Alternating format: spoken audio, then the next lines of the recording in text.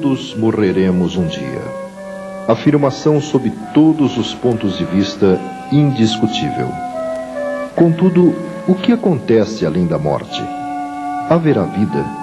Terminará tudo? A ânsia pela satisfação dos sentidos, o imediatismo, a ignorância ou mesmo o orgulho são razões para que poucos procurem se interessar ou aprofundar na questão. A superstição, todavia, vai sendo superada pela multiplicidade de provas sobre a continuidade da vida. A inerente apreensão a respeito da sobrevivência acompanha a humanidade desde épocas imemoriais. Isso e parte das ações desenvolvidas no último século para obter-se a certeza da continuidade da vida vão ser revistas por nós na sequência deste programa.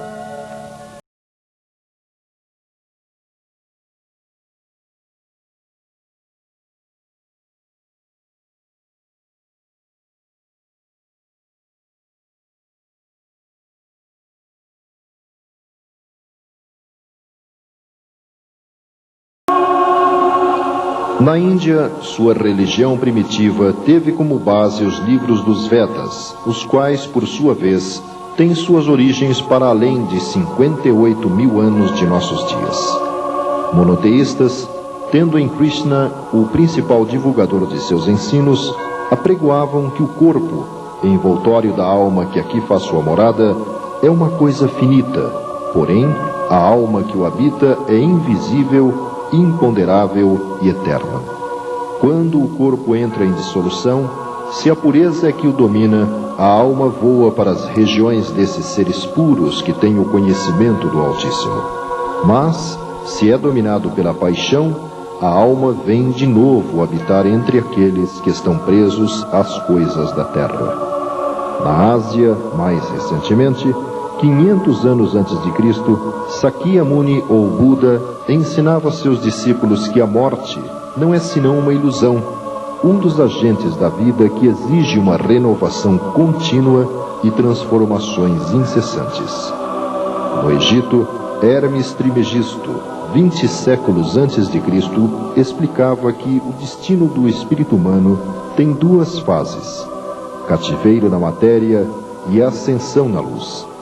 As almas inferiores e más ficam presas à terra por múltiplos renascimentos, porém, as almas virtuosas sobem voando para as esferas superiores, onde recobram a vista das coisas divinas.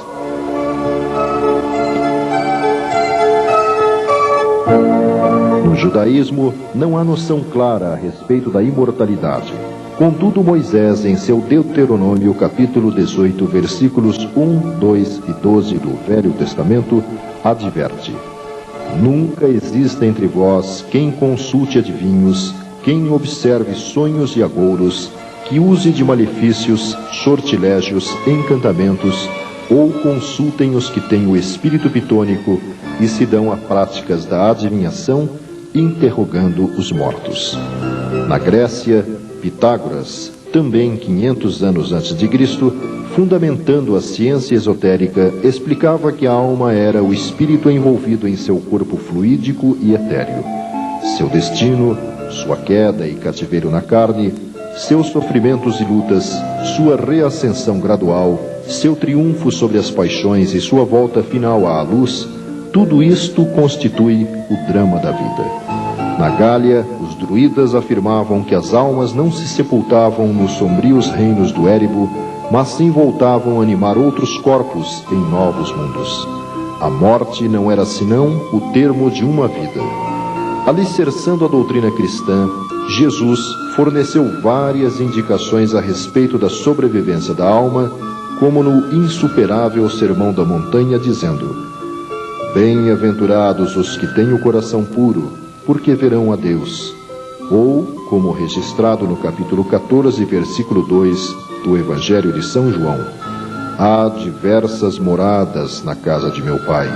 Ou no capítulo 3, versículos 6 a 8: Em verdade, se o homem não renascer de novo, não poderá entrar no reino de Deus. Ele mesmo demonstrou a sobrevivência após a morte, aparecendo a seus discípulos dias após a crucificação.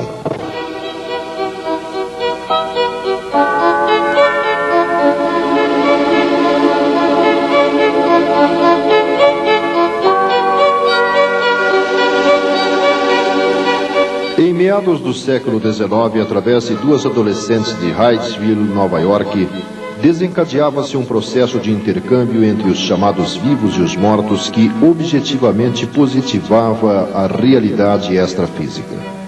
Tal método, levado para a Europa, passou anos depois a ser estudado de forma criteriosa por Hippolyte Denisard Leon Rivail, o qual se tornaria conhecido como Allan Kardec. De suas pesquisas nasceu a série de livros popularizado como Codificação Kardeciana. O mundo dos espíritos desencarnados começava a ser descoberto através do processo de comunicação denominado por Kardec como mediunidade e analisado detalhadamente em O Livro dos Médiuns.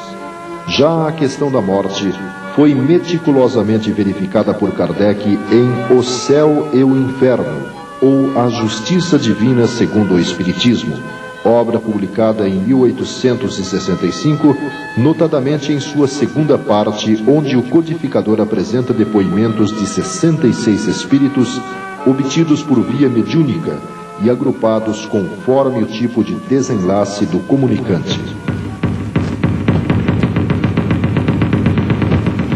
Vários intelectuais se engajaram na pesquisa e reflexão a respeito da sobrevivência, como o filósofo Leon Denis, autor, entre outros, de Depois da Morte, o astrônomo Camille Flammarion, que escreveu A Morte e o Seu Mistério, ou Gabriel Delan, que publicou A Alma é Imortal.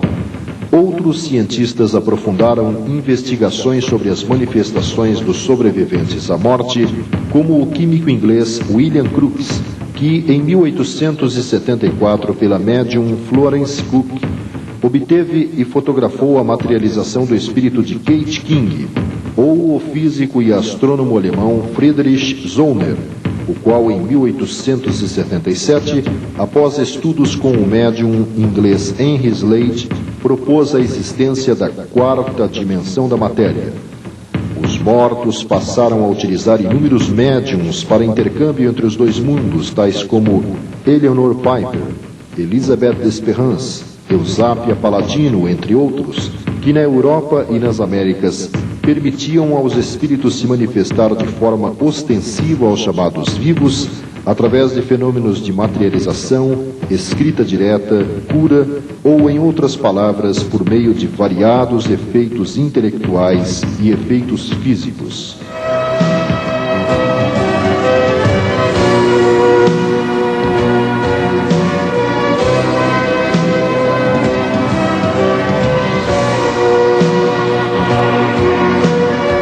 A quantidade de ocorrências inexplicáveis pelos conhecimentos disponíveis era tamanha que levou o cientista francês Charles Chet em 1900 a propor a metapsíquica, ciência cujo objetivo era estudar os fenômenos mecânicos ou psicológicos devidos a forças que parecem ser inteligentes ou a poderes desconhecidos latentes na inteligência humana. Em parte, seguindo a mesma linha de Kardec, o criminalista italiano Ernesto Bosano organizou na década de 20, com a colaboração de diferentes médiums, livros como A Morte e Seus Mistérios, A Crise da Morte, entre outros, reunindo e analisando depoimentos de espíritos comunicantes. Em 1932, no Brasil, é lançado O Parnaso de Além Túmulo, obra reunindo poemas de 56 autores, cujo estilo e forma foram reconhecidas por respeitados críticos literários. O médium, um humilde mineiro, então com 21 anos de idade, de instrução primária, chamado Francisco Cândido Xavier, iniciava uma jornada que ultrapassou 60 anos, recebendo mensagens assinadas por mais de 1000 espíritos, enfeixados em mais de 300 livros. Em 1934, nos Estados Unidos, na Universidade de Duke, o professor Joseph Banks Heine propõe a parapsicologia, disciplina científica que investiga os fenômenos que, existindo na natureza, são inabituais na contingência humana, quer sob o ponto de vista qualitativo, quer sob o ponto de vista quantitativo, a qual, por pontos de vista radicais, deu origem a outras escolas como a psicotrônica ou a psicobiofísica. Estas, apesar dos avanços alcançados através dos anos, segregaram constatações e comprovações a respeito da sobrevivência a laboratórios, teses, monografias, livros e congressos, sem que a sociedade em geral tivesse acesso em larga escala às informações disponíveis. Na década de 50 começam a surgir outros caminhos para a comprovação da continuidade da vida. No Brasil, em Congonhas do Campo, Minas Gerais, o espírito de um médico alemão de nome Adolf Fritz, tendo como médium um servidor público modesto chamado José Pedro de Freitas ou José Arigó, realiza extraordinárias cirurgias e curas, tendo como instrumento apenas uma faca ou canivete. Essa atividade atraiu para a pequena localidade mineira cientistas, políticos e milhares de necessitados de várias partes do mundo. Na Suécia, em 1959, o artista Fredrik Jürgenson, ao ouvir uma gravação com que tentava registrar o canto de alguns pássaros, percebe na fita estranhas e inexplicáveis vozes que pareciam dirigir-lhe uma mensagem. Estava nascendo o processo de captação de vozes de espíritos por meios eletrônicos, movimento que multiplicou adeptos rapidamente como o Dr. Konstantin Haudiv e Hans Bender. Na década de 70, Raymond Moody Jr., psiquiatra americano, revela suas pesquisas através de um livro que se tornou best-seller, Vida Depois da Vida, reunindo depoimentos de pessoas consideradas mortas clinicamente e que por processos mecânicos, químicos ou espontaneamente retornaram à vida, revelando suas impressões, sensações e prováveis experiências astrais. O surgimento da obra demonstrou que outros estudiosos americanos desenvolviam trabalhos semelhantes, como a doutora Elizabeth Kübler-Ross. Na Inglaterra, aparece o livro Sinfonias Inacabadas, revelando a experiência da médium Rosemary Brown, que, embora não conhecendo nada sobre música, sob a orientação do espírito do compositor Franz Liszt, recebe páginas musicais de Beethoven, Mozart, Chopin, cujos estilos são reconhecidos por vários críticos musicais.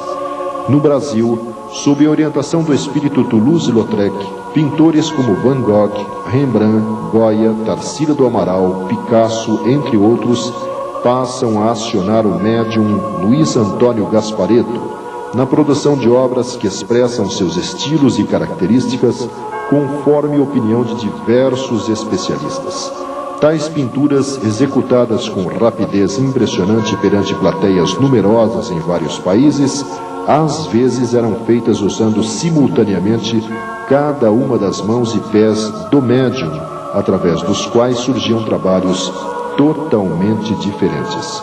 Em 1977, na Carolina do Norte, Estados Unidos, George Mick, após 6 anos aprofundando estudos quanto à utilização do cinescópio de TV para comunicação com os mortos, obtém resultados objetivos, forma inicialmente denominada Spiricom, e a partir de 1987 de Videocom.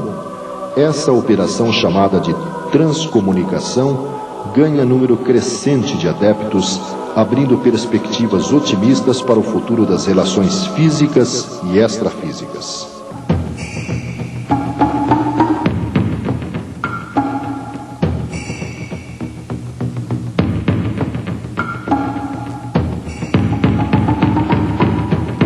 Apesar da quantidade de evidências sobre a continuidade da vida, nenhuma proposta foi tão precisa e aprofundada como a do Espiritismo, que dá a dimensão exata do que é o morrer e o após.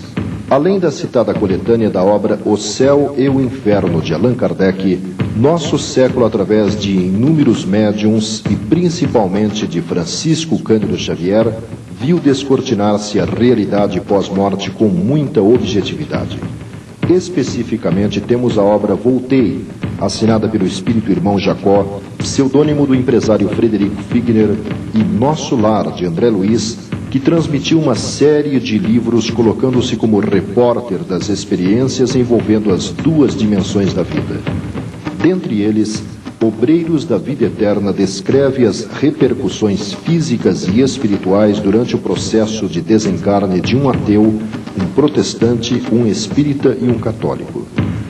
Naquela que é uma das mais recentes fases do trabalho mediúnico de Francisco Cândido Xavier, foram recebidas milhares de mensagens compiladas em dezenas de livros, contendo datas, nomes, fatos, descrições de situações vividas pelos remetentes e destinatários das páginas, tão ricas e variadas que absolutamente não poderiam ser do conhecimento do médium, a menos que dispusesse de sofisticado sistema de informática. Pela repetibilidade de alguns elementos, segundo minuciosa pesquisa apresentada no livro Espiritismo e Vida Eterna, pode-se concluir serem relativamente comuns na fase do desencarne as seguintes ocorrências. Primeira, manutenção por parte do desencarnante durante algum tempo da lucidez e percepção quanto às atitudes, reações e comportamento das pessoas à sua volta, tentando reagir momentaneamente a esses acontecimentos. Segunda, ser acometido de um sono profundo, desmaio, torpor ou estado de inconsciência irresistível. Terceira, ocorrência de sonhos. Quarta, sensação de deslocamento do espírito para fora do corpo carnal. Quinta, visão de entidades espirituais que auxiliam no processo de desencarne. Sexta, a visão de uma névoa ou neblina branca e suave a envolver o recém-chegado à dimensão espiritual.